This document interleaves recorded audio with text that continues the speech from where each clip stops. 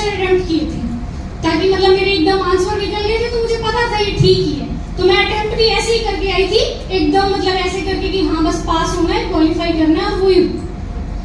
तो सीसेट का आप देख लीजिएगा, मैं जीएस का बता देती हूँ थोड़ा सा। देखिए 100 क्वेश्चन आते हैं, ठीक है। मैक्सिमम अगर आप अच्छे से पूरी ईमानदारी से पढ़ते हैं तो मैक्सिमम 40 क्वेश्चन ऐसे मिलेंगे जो आपको लगेगा कि हाँ आते हैं, थोड़ा बहुत कुछ कर लेंगे, है ना, शायद आते हैं। लेकिन 60 क्वेश्चन ऐसे होंगे जो आपको मतलब वहां अगर आप मेंटली स्टेबल हैं और एक्टिव हैं तो ही कर पाएंगे, ठीक है। क्योंकि इलिमिनेशन मेथड आपको पता ही है, वो अपनाना पड़ेगा। और जितना हमने पढ़ा है, देखिए यूपीएससी थोड़ा सा अब डायनेमिक हो रहा है, मतलब इंटरकनेक्टेड करके पूछता है। जैसे करंट में अगर कोई न्यूज चल रही है तो उसका वो बेसिक पूछेगा, उसकी हिस्ट्री उठा के पूछेगा। तो ऐसे हमें डायनेमिक अप्रोच लेके पढ़ना है, ठीक है। तो 100 क्वेश्चन आएंगे, 40 तो हो जाएंगे हमारे वैसे ही जो आते हैं, बच गए 60। तो आप कोशिश करना कि मैक्सिमम अटेम्प्ट करें, मैक्सिमम।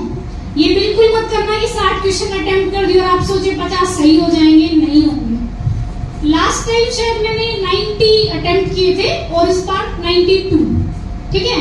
तो कोशिश करना कि जितने ज्यादा हो सके, मतलब कोई क्वेश्चन अगर ऐसा है कि एकदम ब्लैंक है, मतलब लग रहा है कि देखा ही पहली बार है और कुछ भी नहीं हो सकता है, तो सिर्फ आप उसको छोड़िए। अगर कहीं आपका 50-50 हो रहा है एलिमिनेशन से, या आपको लग रहा है कि थोड़ा बहुत शायद आता है, तो रिस्क ले लीजिए, ठीक है। मुझे लगता है कि रिस्क ले लेना चाहिए, क्योंकि अगर 92 भी आप क्वेश्चन सही करेंगे तो मुझे लगता है कट ऑफ मैक्सिमम 50 तक जाती है।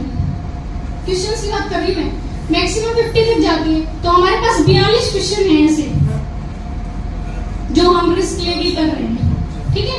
तो मुझे लगता है कि मैक्सिमम अटेम्प्ट करने चाहिए। मैंने मैक्सिमम अटेम्प्ट किए थे, मतलब 90 से ऊपर ही, 92 तक, ठीक है।